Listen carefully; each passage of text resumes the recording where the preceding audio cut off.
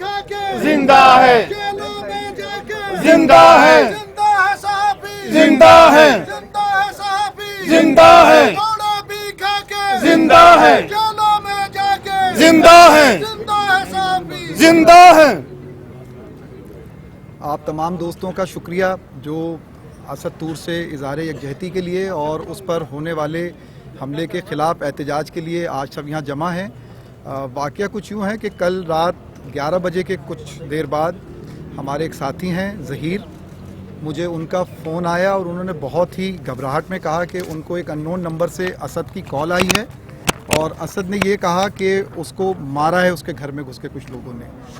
Shem Shem. बस ये सुनना था तो मैं अगले 2 मिनट में अपनी गाड़ी में बैठ चुका था। इतने में ज़हीर ने वो जो नंबर था वो मुझे दे दिया। मैंने उस नंबर पे कॉल की तो असद ने ख़ुद फ़ोन उठाया और कहा कि जल्दी आओ, मुझे मारा है, मैं बहुत परेशान हूँ, बहुत तकलीफ़ में हूँ।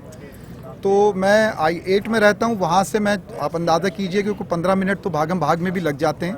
तो मैं वहाँ से पहुँचा और इस पूरे रास्ते में ये परेशानी थी कि पता नहीं कि किस नौइयत का टॉर्चर किया होगा, वो अकेला रहता है, वो कहाँ होगा, किस हाल में पड़ा होगा। तो इस किस्म के बुरे ख्यालात मेरे जहन में आते रहे, घबराहट थी। मेरा जो साथी हमें जानते हैं, बहुत ही करीबी ताल्लुक़ है असद के साथ, तो मैं वहाँ जाता रहा उस तरफ। इस दौरान मैंने कुछ साथियों को फ़ोन किए जिसमें एजाज़ भाई हैं और दूसरे साथी हैं जिनको मैं जहन में आता रहा, मैं उनको बताता रहा कि यह हादसा हो गया है, आप सब पहुँचें।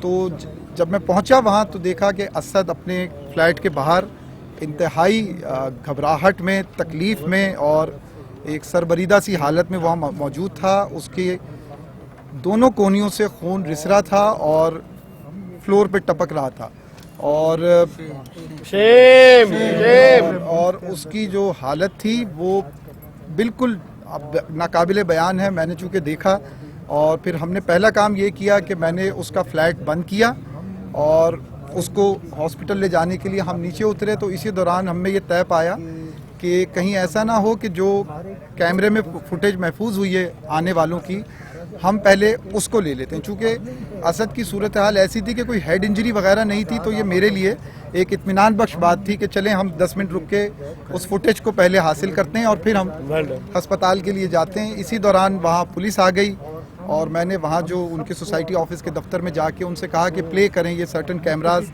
और मैंने उनके आने की और उनके जाने की और असद के बाहर आने की ये सारी फुटेज हासिल की और फिर वो आपने देखा वो सर्कुलेट भी हुई। उसके बाद हम पिम्स अस्पताल पहुँचे और वहाँ जाके जो उसकी इलाज की सूरत हाल थी वो तो देखा। हमारे बहुत सारे साथी उस दौरान सारे लायक सताइश हैं, सारे काबिल एहतराम है, वो वहाँ पहुँचे और वो चीज़ फिर आपने देखा लम्हा ब लम्हा फिर वो सोशल मीडिया के ज़रिए वो फिर सबके सामने आने लगी।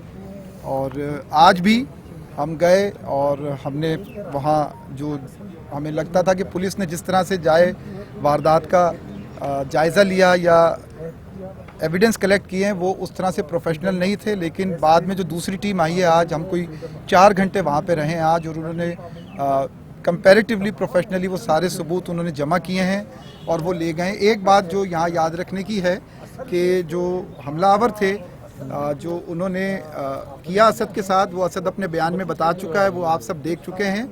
वो उसके दोनों मोबाइल फ़ोन्स भी लेके जा चुके हैं और उन मोबाइल फ़ोन्स का मामला ये है कि वो रात से बंद थे लेकिन आज सुबह वो ऑन हुए हैं। जिस साथी ने असद को कल फ़ोन किया था उसके नंबर पर उसको वो जो एक SMS आता है कि आपका मतलूबा नंबर अब ऑन हो गया, आप इसे कॉल कर लें, तो कई साथियों को जिसमें हमारे बहुत नामी गिरामी साथी मौजूद हैं उनको वो SMS मौसूल हुआ है। इसका मतलब है कि वो नंबर ऑन हो रहा है टाइम टू टाइम, चूँकि वो मुख्तलिफ वक्तों में SMS आ रहे हैं। हमारे यहाँ मौजूद हैं वो साथी जिन्होंने वो SMS रिसीव किए हैं और मेरा ख्याल है ये वारदात के मुतालिक ये इतनी ही बात है जो हमें की है। लेकिन आखिरी बात ये करूँगा कि कल ही सहाफ़ियों की प्रोटेक्शन के हवाले से एक बिल आया और उस बिल की मुंह दिखाई हमने असद तूर पर हमले की सूरत में देखी है। Shem Shem. जुल्म के ये ज़ाब्ते हम नहीं मानते, जुल्म के ये ज़ाब्ते हम नहीं मानते। है हक हमारा आजादी, है हक हमारा आजादी, है हक हमारा आजादी, हम छीन के लेंगे, आजादी, हम छीन के लेंगे आजादी। जी। आज़ादी शुक्रिया। नासिर तुफैल साहब ने बताया, जैसा कि आपने सुना है कि असद तूर पर जिस तरह से हमला हुआ और उनका हाथ पांव बांध कर, मुंह बांध के उनको छोड़ा गया, इस तरह की ये सूरत हाल है। ऐसी सूरत हाल में जब तक हम लोग आपस में इत्तेफाक नहीं रखेंगे तो हमारी कामयाबी नहीं होगी। हम